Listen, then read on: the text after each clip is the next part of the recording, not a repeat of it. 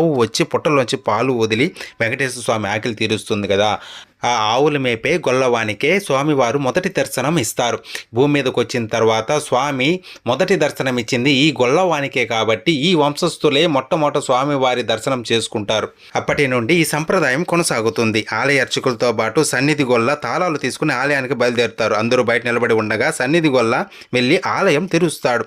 అనంతరం స్వాములు సుప్రభాతం పఠిస్తుండగా సన్నిధి గొల్ల తలుపు తెరిచి మొదటి దర్శనం చేసుకుంటాడు.